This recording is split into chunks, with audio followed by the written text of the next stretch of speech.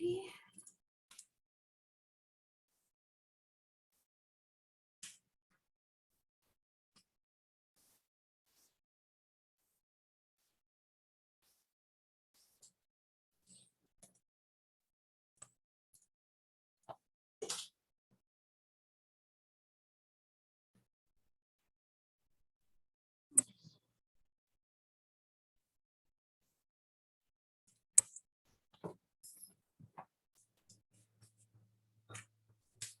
Check in the people on Zoom.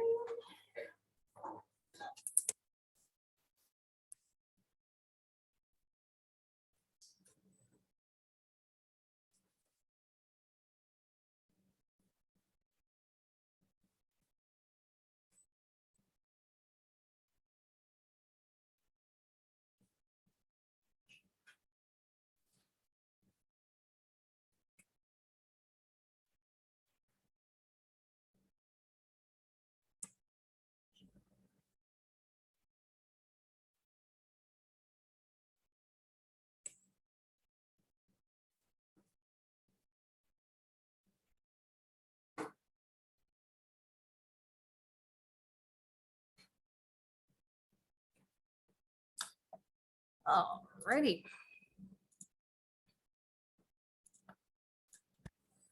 Okay, so just a couple quick schedule things as we go forward today. So today we're going to keep talking about social psych, and in particular, we're going to start talking about persuasion and things along those lines. And I have it written, I just haven't posted it yet.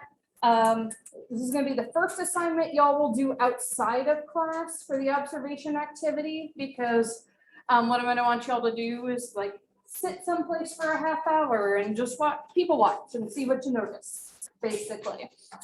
So I will post that sometime today and send out an announcement, and that'll be due after fall break. So you'll have all fall break to get that in, and maybe to observe it at a different place.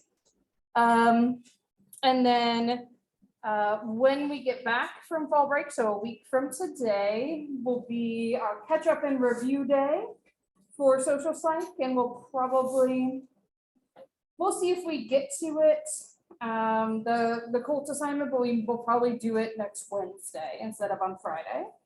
And then next Friday, a week from Friday, so not 2 days from now, but a week from then, is when I'll pass out exam 2. And we'll have the time where you can ask me questions, or I know last time some folks just sat in here to work on their exam, and that's totally cool. You're very welcome to do that as well. So I'm just gonna check in everybody who's here, and then we will go ahead and dive right back in to the excitement of social psychology. Actually, I really do find social psychology interesting and exciting, and I hope y'all do too. Yeah.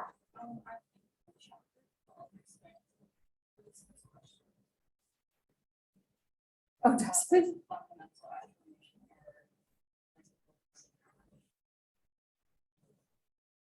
Did I just label it? Yep, I labeled it the wrong chapter. Okay, thank you. I will fix that too. Yeah, so that is supposed to be the chapter 13 one.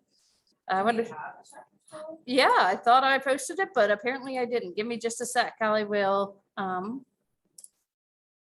do some checking on the fly. Yeah, because that is chapter 13. So thank you for pointing that out.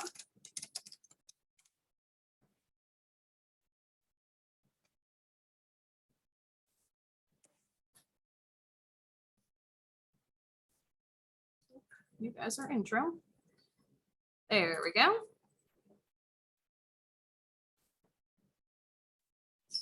Yeah, so this is chapter 13, and I will look and see what happened to chapter 12.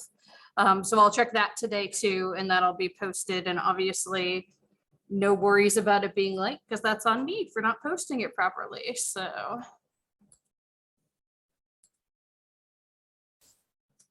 this is definitely chapter 13. Alrighty, so I will get that fixed after class today. Thank you for pointing that out. I really appreciate that. I made one. I don't know what happened to it. I will find it. Alrighty. Sometimes Blackboard eats things and sometimes it's user error, full disclosure. So recognizing that. Thank you for pointing that out. I will definitely go ahead and fix that.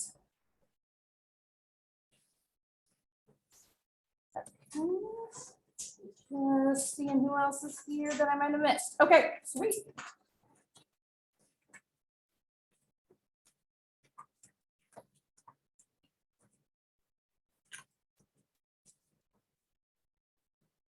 So we're going to dive back into talking about persuasion. And again, these are some of the reasons that people very much like psychologists in Fortune 500 companies, because we have the knowledge of stuff like persuasion and convincing people things. So we can be really helpful in marketing and even like trying to make a sale.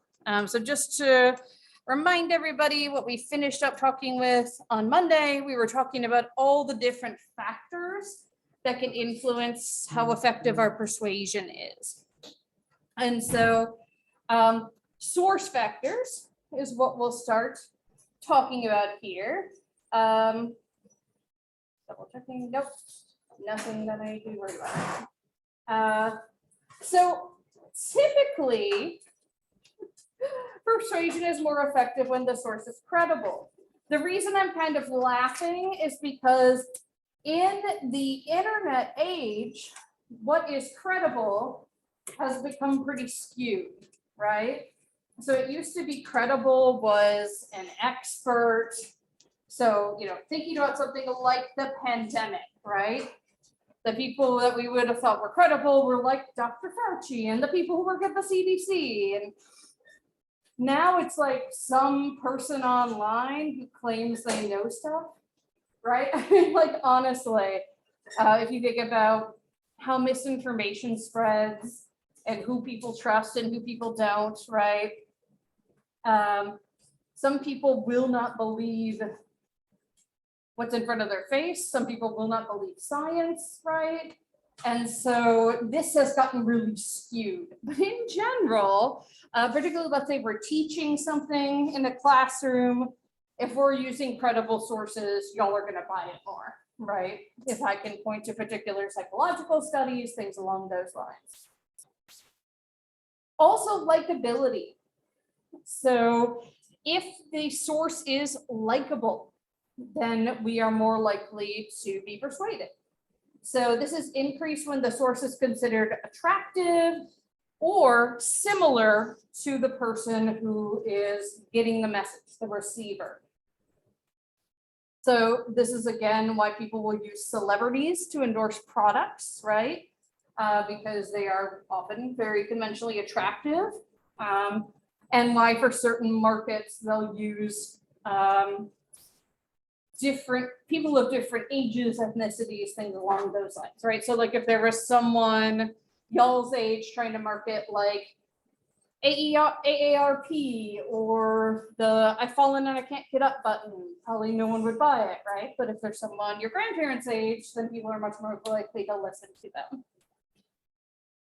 And again, likability is relative, right? There are certainly, I think we can all think of celebrities, politicians, things along those lines that we just find abrasive, but a lot of other people like. And then message factor. So messages, again, in general, although this has become somewhat skewed, are generally more effective when two-sided arguments are used. So when we present both sides of the issue, that increases credibility as well.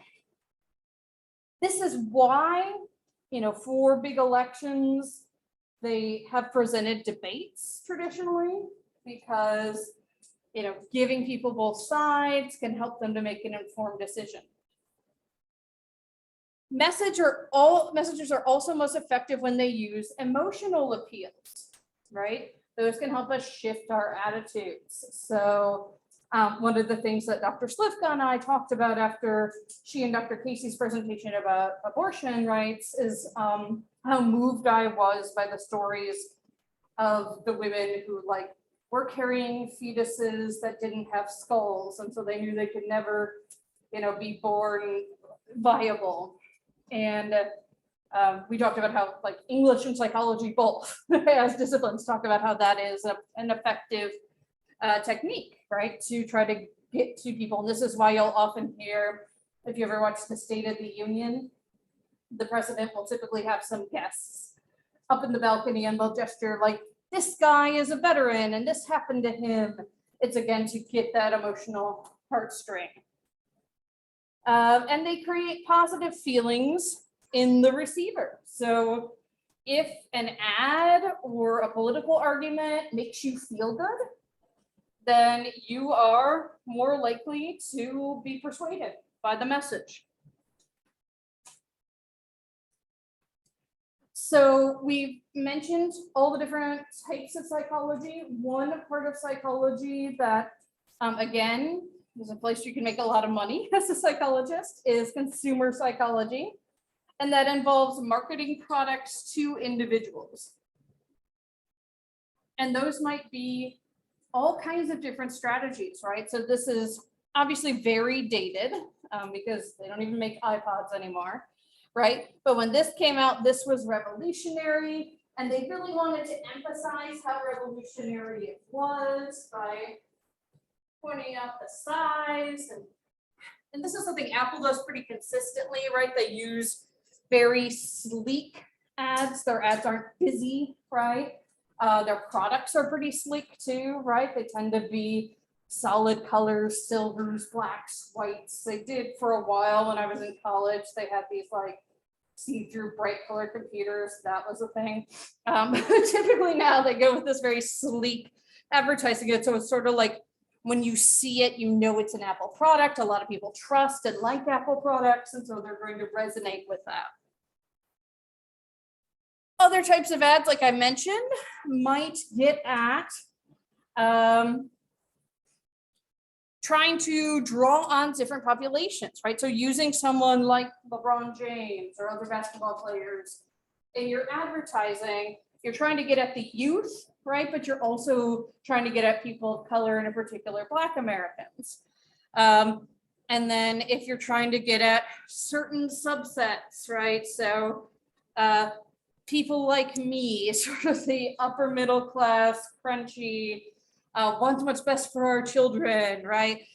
You're going to advertise things like this: academic excellence, high quality education, individualized learning, and you've got, an Asian child and a white child, right? Which are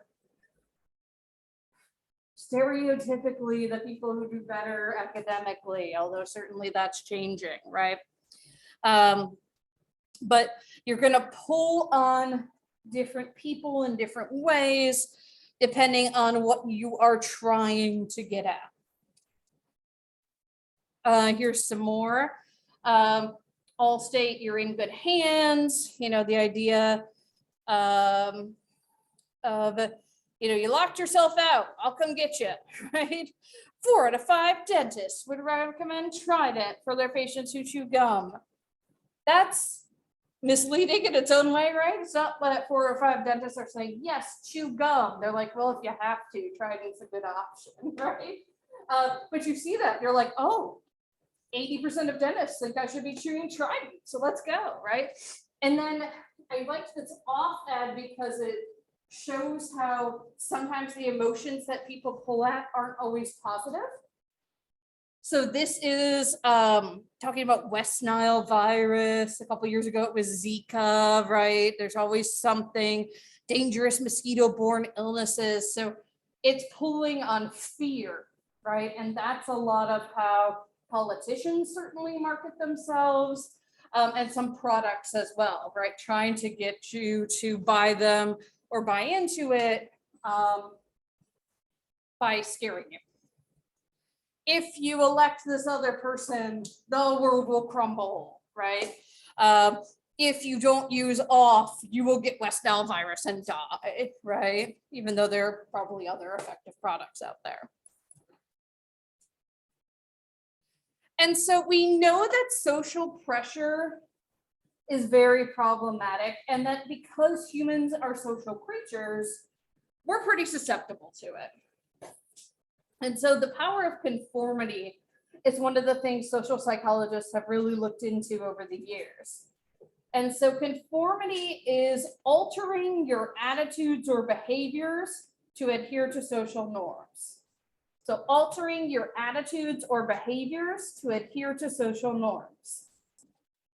And those can be implicit, like you don't even realize these are social norms and that you're kind of conforming to them, or they can be explicit, like rules, regulations. The ones I think of most clearly are people being like, you gotta man up, men don't show emotion, or ladies don't sit like that, right? Things along those lines. But these can be implicit for sure. And so one of the classic studies in conformity was done by a psychologist named Sullivan Ash in 1955. And what he found is that people would conform easily to wrong answers given by others in this mock perception test. And that as group size increased to a point, up to 7 people, people were more likely to kind of go along with the group. And so I have a video of this because I think it just shows it. But an experiment is not a public. All right, let me adjust our volume in all the lovely ways to try not to blow out our ears. There we go. But an experiment is not a public opinion poll. It examines behavior under the pressure of social forces, as the experiment of Solomon Asch reveals. The experiment you'll be taking part in today involves the perception of lengths of lines. As you can see here, I have a number of cards, and on each card there are several lines. Your task is a very simple one. You're to look at the line on the left and determine which of the 3 lines on the right is equal to it in length. All right, we'll proceed in this order. You'll give your answer. Only one of the people in the group is a real subject, the 5th person with the white t-shirt. The others are confederates of the experimenter and have been told to give wrong answers on some of the trials. The experiment begins uneventfully as subjects give their judgments. 2, 2, 2, 2. 2, 3, 3, 3, 3. But on the 3rd trial, something happens. 2, 2, 2. 2, 2. The subject denies the evidence of his own eyes and yields to group influence. 1, Asch found subjects went along with the group on 37% of the critical trials. But he found through interviews that they went along with the group for different reasons. 1, 1. They must be right. There are 4 of them and 1 of me. 1, This subject's yielding is based on a distortion of his judgment. He genuinely believes that the group is correct. 1, 1, 1. 2, 1, 2, 2, 2, I know they're wrong, but why should I make waves? 2, In this case, the subject knows he is right, but goes along to avoid the discomfort of disagreeing 2. with the group. Here, the distortion is at the level of his response. 2, 2, 2, 2, In the previous experiment, the naive subject stood alone against the group. In this variation, Asch gave the naive subject a partner, here seated in the 3rd position, who also gives the correct response. 1, 1. 2. 1. 2, With a partner, yielding drops to only 5% of the critical trials compared to 37% without a partner. We got it right. Although subjects report warmth and good feeling toward the partner, they typically deny that he played a role in their own independence. The partnership variation shows that much of the power of the group came not merely from its numbers, but from the unanimity of its opposition. When that unanimity is punctured, the group's power is greatly reduced. Sometimes we go along with a group because what they say convinces us they are right. This is called informational conformity. But sometimes we conform because we are apprehensive that the group will disapprove if we are deviant. This is called normative conformity. The strength of the normative factor is shown in another variation carried out by Ash.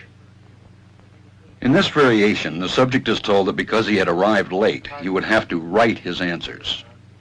Subjects in this private response experiment are exposed to the same amount of misleading information as other subjects, but they are immune from any possible criticism by the group. One. And this enormously reduces the pressure to conform. Conformity drops by 2/3. Ash's experiment is a classic. It reveals how people will deny what they see and submit to group pressure. It allows us not only to observe conformity, but to study the conditions that increase or reduce its occurrence. And so that becomes important for things, not only like persuasion, but also sort of following blindly along with a political party, or as we'll talk about later in this lecture, joining cults and buying into things that anyone outside the cult would be like, that's weird. And one of the most classic, well-known, but also disturbing studies about the power of social pressure was done by a psychologist named Milgram. And so he was looking at compliance. He wanted to know why people would yield to social pressure in their public behavior, even if their private beliefs hadn't changed. So when people yield to social pressure in their public behavior, even though their private beliefs have not changed, and even more so, Milgram was interested in obedience. And in fact, there's a full-length documentary about this study, and it's called Obedience. And it's a form of compliance that occurs when people follow direct commands, usually from someone in a position of authority. So a form of compliance that occurs when people follow direct commands, usually from someone in a position of authority.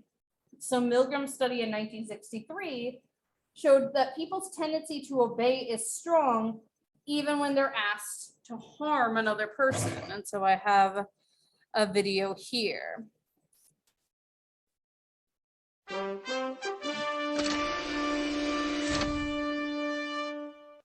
Hi, I'm Chris Cuomo, and welcome to our Primetime webcast, a look at one of the most shocking experiments of the last 50 years, literally. Imagine this scenario. You go to a prestigious university to participate in a learning and memory experiment. When you arrive, you discover that the teaching instrument is this machine, which seems to give electroshocks to a man on the other side of the wall. As you move up the scale, he begins to scream out in pain. The experiment requires that you continue. The experimenter pressures you to go on. Would you agree to continue? That's all.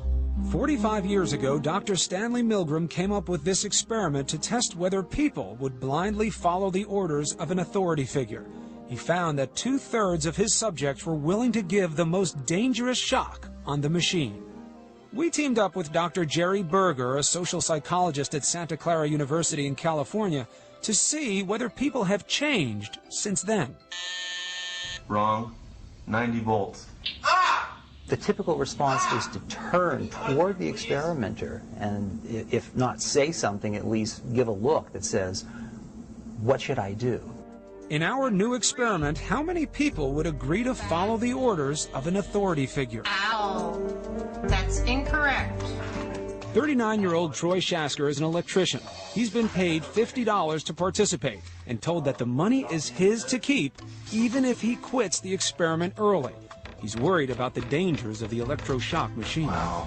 I don't think I should shock him that hard if he really does screw up. That's been severe shock there. Yeah, there are 25. I mean, I could just go get my shotgun. There are 20. In the room next door, Troy watches as the learner gets strapped into his chair and really gets nervous once he hears him say this. I should probably bring up, a couple of years ago at Kaiser, they diagnosed a mild heart condition. I'm really not too worried about it. It's not that serious, but Well, you should know that while the shocks that we'll be using today may be painful, they're not dangerous. Okay? Milgram intended that scripted exchange to set up a conflict in the subject's mind, a choice between the health of the learner and the authority of the experimenter. Number 1, Then the test begins. blue, boy, girl, grass, hat. The learner must decide which of the 4 words is the correct match. At first, everything goes smoothly. Correct. I was confident that he was doing really good at first, and then it started looking bad. Then, at 75 volts, Troy hears the first sign of trouble. Soft, rug, pillow, hair, grass. Incorrect. 75 volts. I could actually hear him next door going, ow, oh, and he kept getting things wrong. Incorrect. 90 volts. He doesn't like that. At 105 volts, he's clearly Number 10. uneasy. I got a little moist on my forehead there. I wasn't comfortable. I can't tell you why I listened to him and kept going. I should have just said no. The correct word was duck. Rock, house. At 150 volts, Incorrect. 150 volts. will Troy listen as the learner begs him to stop, or will he follow Brian's orders? Tell them the correct word, pair white. The correct word was white horse. And the next item, please continue. The next item is sad. He obeys the orders. Face. why didn't you stop? I saw him getting strapped in, and they were just like little. I mean, he could have just, if he was in that much pain, he could have just tore himself off. Why are you putting it on him and not you or the experimenter? I was just doing my job. I was doing what I was supposed to do. 75 volts. So I guess the influence of having the conductor of the experiment right there next to me, telling me to keep going, had a lot to do with it. For the past 30 years, there have been severe restrictions on using humans in social psychology research. To avoid putting subjects under too much stress, Dr. Berger made a significant change to our experiment. In this experiment, you stopped at 150 make-believe volts. In Milgram, they went much higher. We stopped for ethical reasons. We couldn't put people through the agony that Milgram's participants went through. I told you I had heart trouble. My heart's starting to bother me now. Are there clues that indicate whether certain people might be more compliant with authority? Wrong. 90 volts. When you were watching, how good were you at guessing, oh, this person may go or this may not? It was impossible to tell. I tried to guess. I tried to look for signs, body language, anything to try to guess who's going to continue and who's going to stop. And that tells me that it's not that there are certain kinds of people who are obviously different from the rest of us. It tells me that probably all of us are capable. Thanks for watching our primetime webcast, and be sure to watch again next. So yeah, that news report didn't do the best job explaining the study, so I'll kind of walk you through a little more of it here. So the student was always what they call a confederate. It was always someone who was hired by the researcher, was never actually getting the shocks. In the original Milgram experiment, he actually put up like a record player, or I think it was like audio tape, and he just like played his responses so that they were the same every time. But because the teacher was in another room and couldn't see him, they didn't know that, right? And as you can see in the original Milgram study, almost everybody kept going to these moderate shocks, but over 60% of people kept going even to the one that was marked XXX. And in the original Milgram experiment, the learner just stopped responding. So like the assumption is he's either passed out or dead, maybe, right? And people just kept going. And so this is what the original learner looked like. And, you know, again, an older gentleman. And so the reason Milgram was interested in doing this study, and I can put it back on this slide in case people want to look at it while I'm talking, is that he was really concerned by what happened during World War II in Nazi Germany. Not by Hitler himself, although obviously everyone was disturbed by Hitler, right? But by the fact that ordinary people like you and me were recruited into the army, worked at concentration camps, and did atrocities, right? Put people in gas chambers, starved them, things along those lines. And Milgram was like, why the heck did they do this?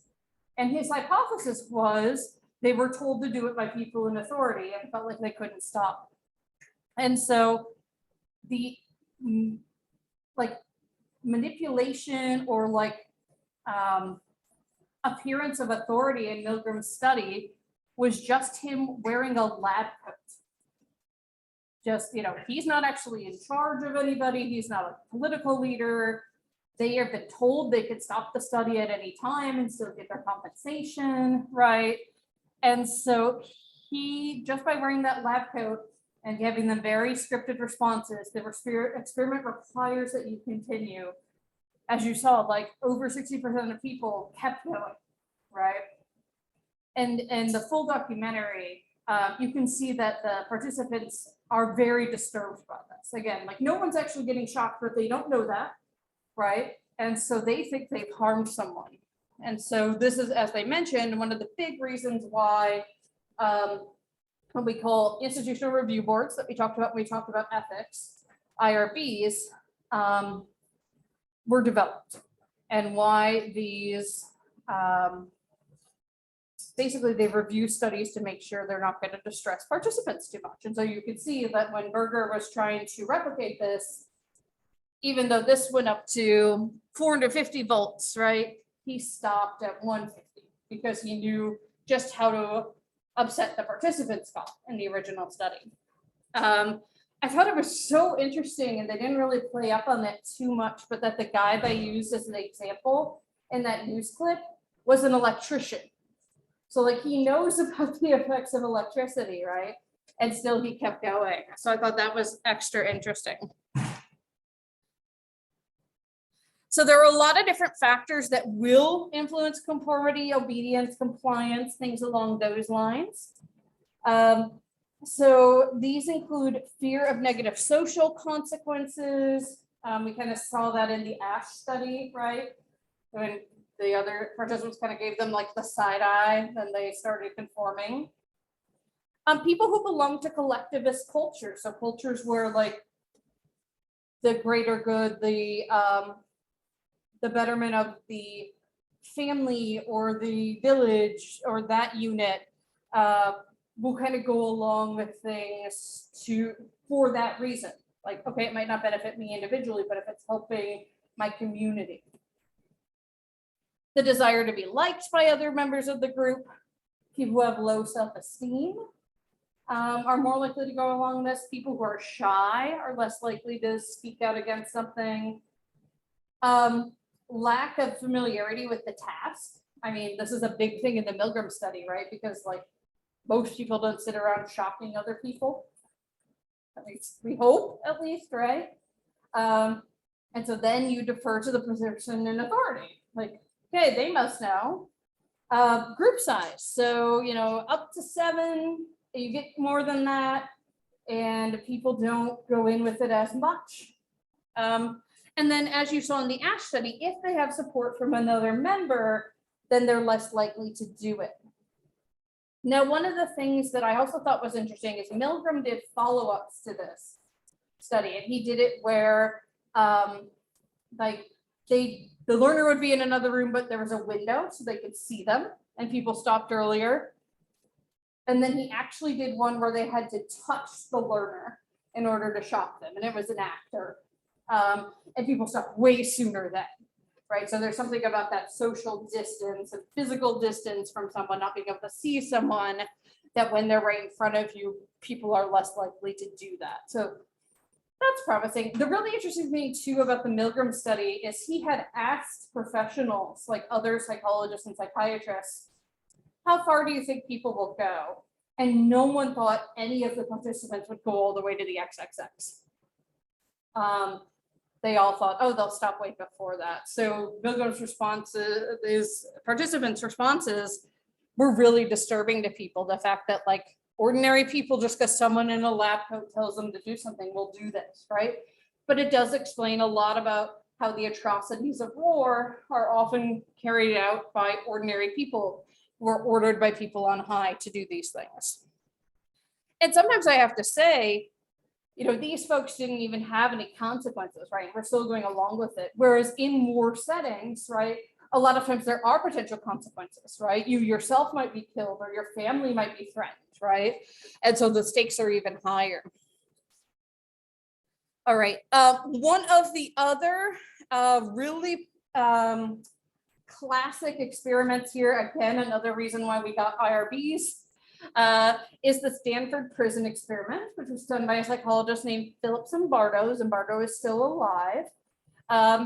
And in this study, he brought in college men and randomly assigned them to either be prisoners or prison guards. And they actually, like, again, there's a documentary about this if you want to, I think it's on YouTube if you want to go look at it. But they actually like took them to the police station and like booked them, fingerprinted, all that stuff. And then they brought them to the experimental area, which was the converted basement of the psychology building. And I will show you a clip about how this sort of carried out. On the first day, I said, this is not going to work. I mean, the guards felt awkward giving orders, and they'd say, okay, So this guy is Zimbardo. line up, repeat your numbers, and the prisoners start giggling. I don't want anybody laughing. 3, 2, 1. And then a very interesting thing happened. Dave Eshelman, who the prisoners named John Wayne, like he's a Wild West cowboy, he begins to be more extreme. I decided that I would become the worst, most intimidating, cruel prison guard that I could possibly be. I see in the future that you do work when you're told. Say it again. Say bless you, correctional. I was sort of fascinated myself that people were believing the act, and I was trying to see how far I could take it before somebody would say, okay, that's enough, stop. We did have to do things like push-ups. We would have to sing things. At the beginning, we protested some of the actions. We did things to irritate the guards. So the guards' authority was challenged right off the bat. And the guards had to decide how they were going to handle that, and they had to decide it without our input. I mean, again, this was not a Milgram study in which we were standing over them telling them what to do. And they began to see the prisoners' behavior as a kind of an affront to their authority, and they began to push back. We would ramp up the general harassment, just sort of crank it up a bit. Nobody was telling me I shouldn't be doing this. The professor is the authority here. You know, he's the prison warden. He's not stopping me. This is unbelievable. They took our clothes. Hands off the door. There was the first evening a kind of rebellion that took place. The prisoners rebelled. They barricaded themselves in their cells and said, we refuse to come out. They took off their numbers. They didn't want to be de-individuated. They started cursing the guards to their face.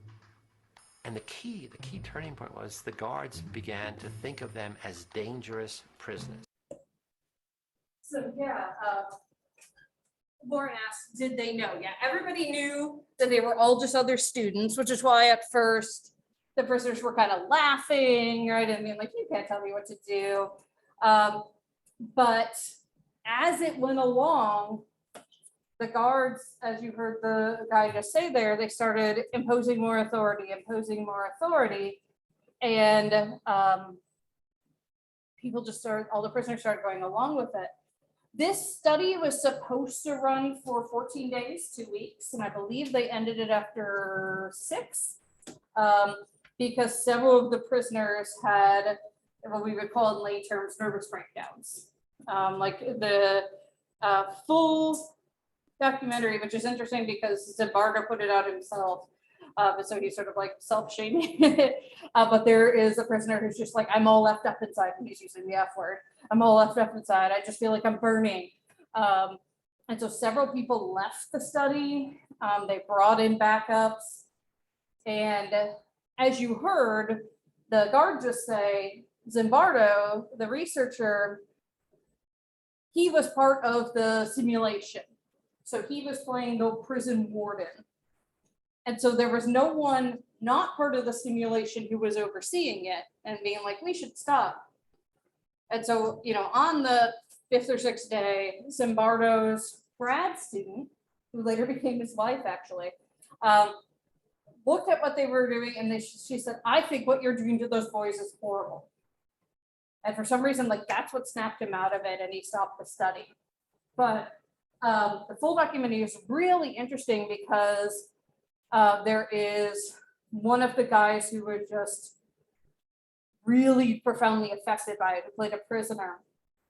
He and the John Wayne guy like have a conversation and he's like, it harms me, not just in the past, but it harms me to hear like how blasé you are about it. And that guy, the prisoner, ended up being a prison psychologist. So it profoundly affected him and his career choices from there.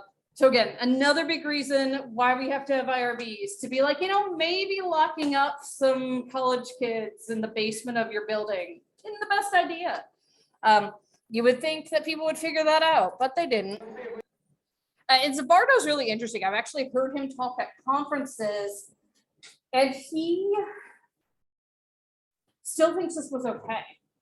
Still thinks that like we learned so much from this, and my research wouldn't have been the same, and my wife's research wouldn't have been the same without this. So it's a good thing I did this. And I don't know very many other people in psychology who would agree with him. So it's sort of interesting to hear him say that. That's like saying like that's something like terrible that happened like in the past, like it's good that it happened, so we like, know not to do it now. Exactly. Yeah. We just could have not done it. Exactly. Yeah. I mean, it's the weirdest. I mean, talk about like persuasion and like how we get into our own minds and convince ourselves of stuff, right? Like he's an interesting case study.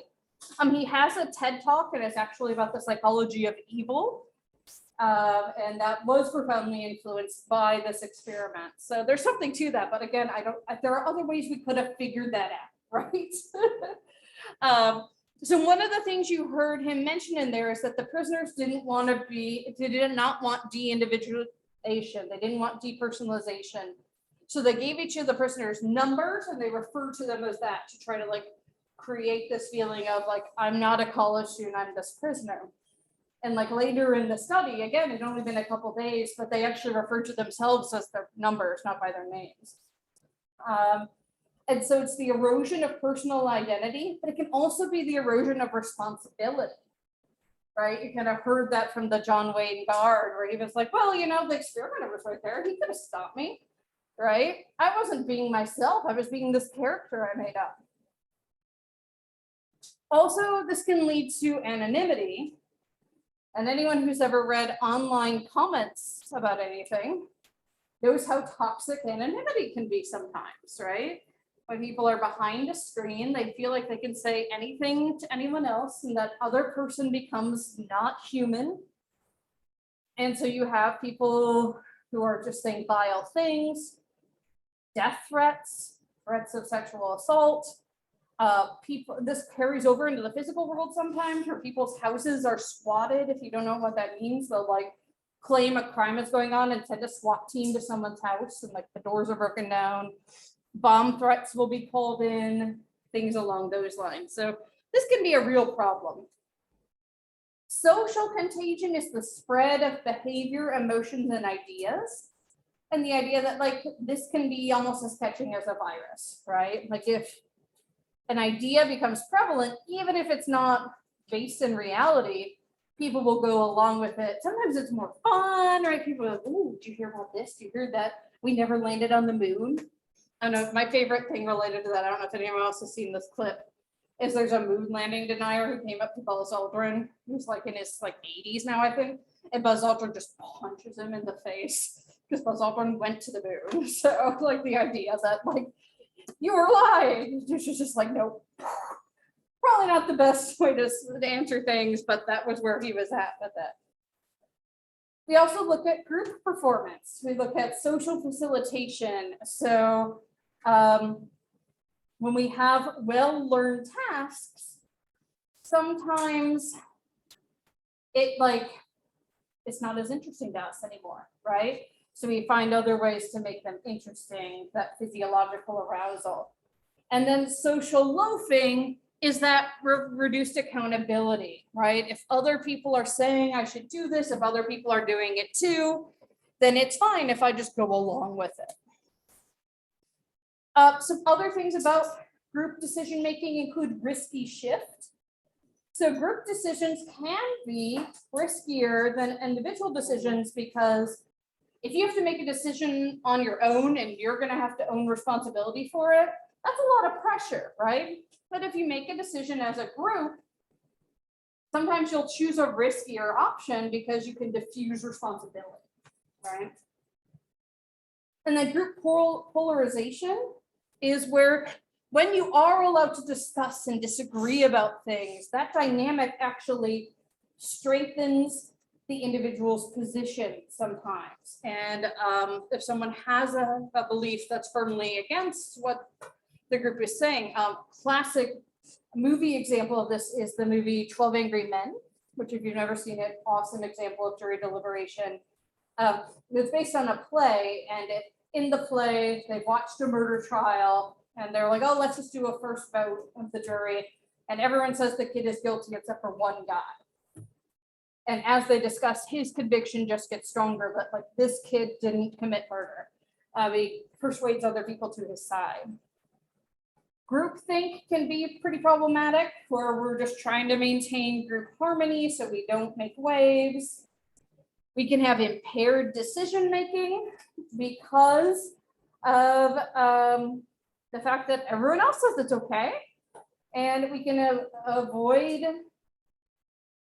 looking at things logically or realistically if we're just kind of going along with the group. Again, you can kind of hear some of this and how cults might go along, right? And in terms of some of the symptoms of groupthink, you have things like believing you're invulnerable, the illusion of invulnerability. They can ignore obvious danger. They will rationalize things. They'll explain away anything that seems contrary to the group. They will decide they're morally correct because the whole group is going along with it. So obviously, right? They will stereotype people outside of their group. They're against us, they're horrible people, right?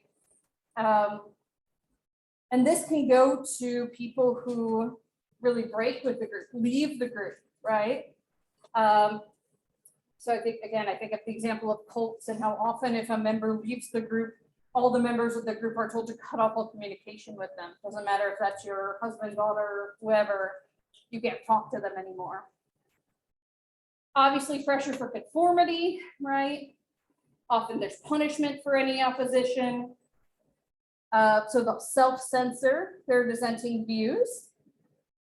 And so because of that, there's the illusion that everyone agrees. There's this illusion of unanimity that everyone's going along. Yeah.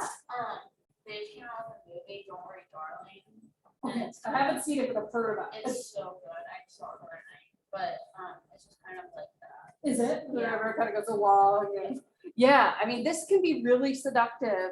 And if everyone's telling you the same thing, just like, you know, the extreme version of that Ash conformity study, you could just be like, maybe I'm seeing it wrong, right? It can really suck you in.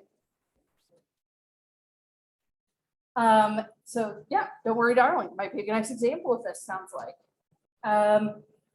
And so in order to try to avoid this, basically in group settings, the leader should be neutral. You should encourage the airing of doubts, discussions, things along this lines, and consider alternatives, things along those lines. And so you can have majority or minority influences. The majority is where you get, you know, everyone's doing it, following the norm, informational pressure. But minority can also be seductive, right? Again, something like a cult. We're the solution to all the problems of the world, right? Things along those lines. And sometimes if they're the loudest, then other people start thinking they are the majority even when they're not. And so, oh, I had this on the slides. Okay, I'm just talking. We will watch this on Friday. So I have some videos about cults that will bring some of this into life.